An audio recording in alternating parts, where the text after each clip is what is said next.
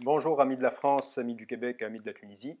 Aujourd'hui, je voulais vous parler un peu de la Tunisie, de la France et de quelques sujets qui nous intéressent tous, en tout cas je crois. Je parle en français parce que malheureusement la majorité de mes amis en France ne comprennent pas ni l'arabe et souvent même ils ne comprennent même pas l'anglais. Pourquoi? Parce qu'en France, ce n'est pas de leur faute. C'est qu'en France, depuis des générations, le gouvernement a décidé d'enseigner aux petits Français à l'école le français, ce qui est très bien. C'est exactement comme le gouvernement américain qui a décidé depuis des générations d'enseigner aux Américains l'anglais. Et c'est tout. Alors, cette éducation a des avantages et des inconvénients. Elle a des avantages quand on maîtrise la langue de son pays, là où on est né. Par contre, elle a des gros inconvénients lorsque ce pays-là est ouvert sur le monde, c'est-à-dire qu'il accueille des immigrants, qu'il consomme de la marchandise qui vient de la Chine, du Vietnam, de l'Inde, du Brésil et d'un petit peu partout dans le monde, et bien évidemment des États-Unis. Ça met les populations en quelque sorte dans une forme d'un certain paradoxe intellectuel parce que on consomme les choses d'un autre pays, on fait travailler les gens d'un autre pays, mais on ignore complètement leur langue et leur culture. C'est un petit peu l'état dans lequel le monde est, pas juste la France, mais en général l'Europe, les pays arabes, la Chine, l'Inde, les États-Unis. On On est en train de nous mélanger énormément dans des grosses villes et surtout par la mondialisation qui concerne surtout les marchandises et les services et les transactions financières. Mais d'un point de vue intellectuel, culturel, on est extrêmement éloigné et je parle du point de vue des politiques. J'insiste, du point de vue des politiques gouvernementales qui concernent l'éducation.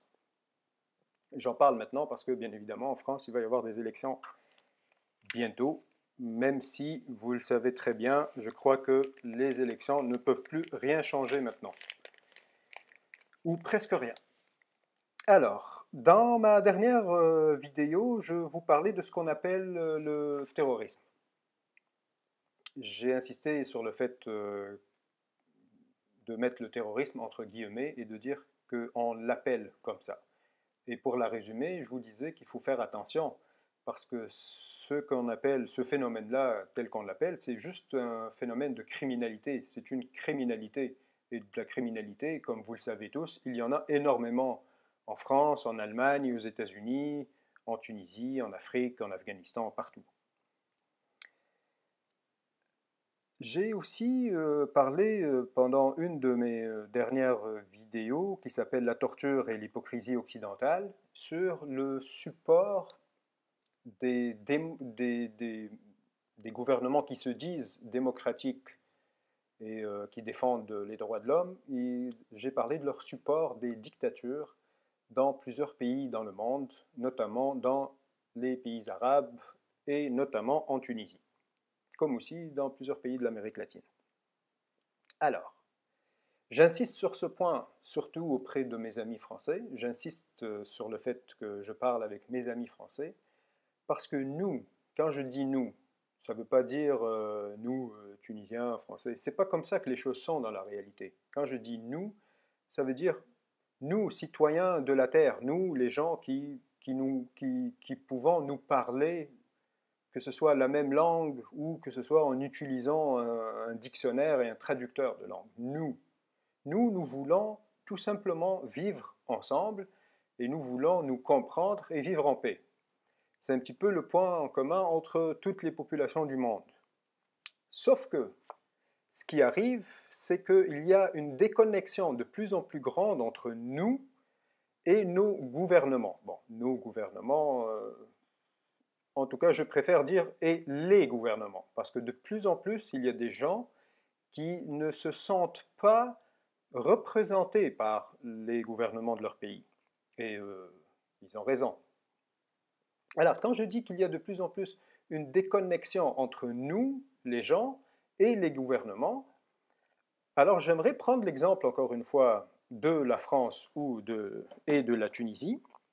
Alors, ce qui se passe en Tunisie, c'est qu'il y a eu une révolution, comme vous le savez, il y a eu la dictature qui est partie, mais depuis que la dictature est partie, cette dictature a été pendant tellement longtemps aidée, soutenue par le gouvernement français, pour ne citer qu'un exemple, il y a eu plusieurs autres gouvernements qui les ont maintenus, que jusqu'à la dernière minute, le gouvernement français a quand même essayé de maintenir la dictature en place. Ce qui s'est passé lorsque la dictature est partie, c'est que la Tunisie n'a presque eu aucun soutien pour construire sa démocratie. Et ça, c'est un phénomène assez intéressant parce que c'est là qu'on voit la réalité qui se cache derrière les gouvernements qui se disent démocratiques. Alors la Tunisie, dès les premières élections, tous ceux qui ont dit qu'on allait soutenir la Tunisie ou qu'on allait la soutenir surtout économiquement ou même diplomatiquement, il n'y a presque rien eu à part des paroles, que ce soit de la part du gouvernement français ou américain.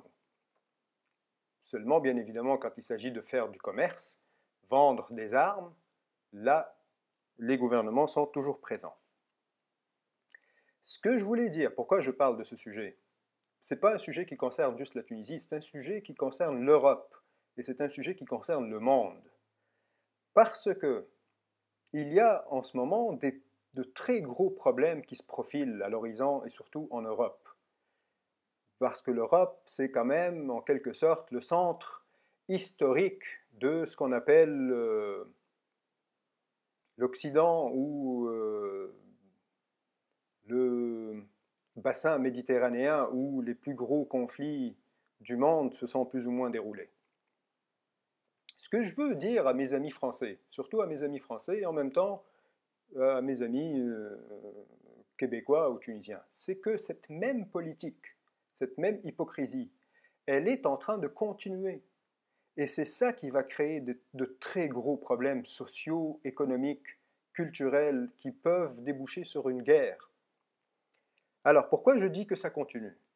Parce que de la même façon que les gouvernements français successifs, qu'ils soient de droite ou de gauche, également pour les gouvernements américains, ont soutenu Saddam Hussein, ont soutenu Kadhafi, ont soutenu Hosni Moubarak en Égypte, ils continuent de faire exactement la même chose.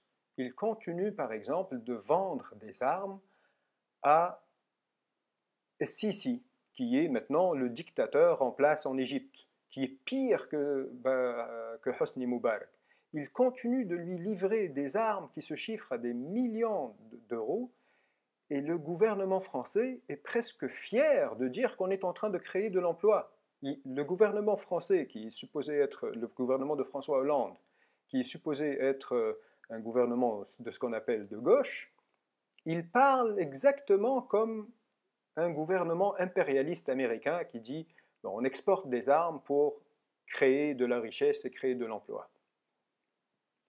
Ceci est en train de continuer partout, en Irak, en Égypte, en Libye. Il y a beaucoup de gouvernements, d'agents secrets, des militaires engagés en Libye pour les richesses naturelles de la Libye. La même chose en Algérie. La dictature militaire est activement soutenue par les gouvernements européens et surtout les gouvernements français qui les fournissent encore une fois en armement contre un petit peu de pétrole et de gaz naturel. Alors, ceci, mes chers amis, a des conséquences, de très lourdes conséquences. Pour ceux qui, encore une fois, vivent je ne sais pas où, à Paris ou à Londres, qui ont leur petit travail, leurs enfants, la télé, ils vont dire ça va, tout va bien pour nous, mais ça n'ira pas bien. Un jour, ça va aller mal. Pourquoi un jour, ça va aller mal? Je vous donne un exemple. En 2016, cette année, là, je fais cette vidéo-là à la fin du mois de novembre. Donc là, l'année se termine. Il y a eu, et ça c'est un chiffre que d'après plusieurs sources et surtout d'après l'ONU, il y a eu 3800 morts en Méditerranée. Juste en 2016, 3800 morts. En 2015, l'année passée, il y a eu 3700 morts en Méditerranée. Juste cette petite mer de gens qui veulent traverser d'un endroit vers un autre. Il faut savoir que pendant les attentats du 11 septembre à New York, quand les 2 tours sont tombées, quand le Pentagone a été touché,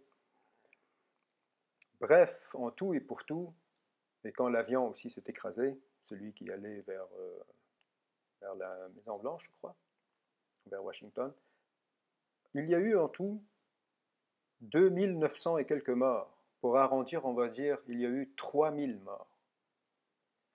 3000 morts le 11 septembre.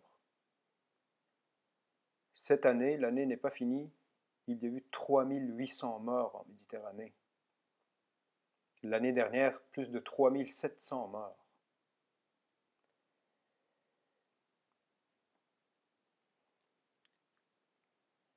Il y a eu aujourd'hui ou hier, si je ne me trompe pas, un attentat à Bagdad qui a causé à peu près 90 morts, ou une centaine de morts.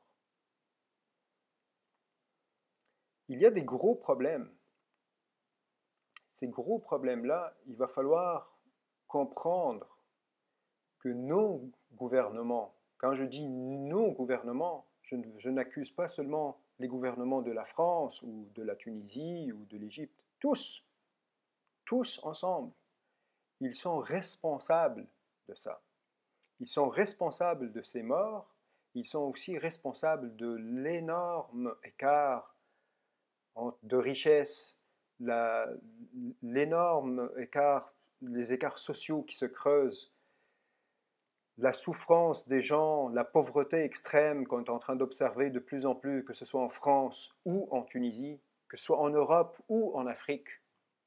Alors, ce débat-là, encore une fois, il est complètement absent des médias. Complètement absent des médias. Alors, le but de cette vidéo et des prochaines vidéos, ça serait de mettre sur la table les choses dont nous devrions parler. Et quand je dis nous devrions parler, ben, encore une fois, j'insiste, nous, les gens. Parce que, manifestement, les politiciens n'ont pas l'intention d'en parler. Et les médias n'ont pas l'intention d'en parler. Alors il faut que nous fassions de la pression, il faut que nous créions un mouvement pour être conscients de ces sujets-là et pour les mettre sur la table, parce que tôt ou tard, il va falloir en parler. Sur ce, je vous souhaite une bonne soirée.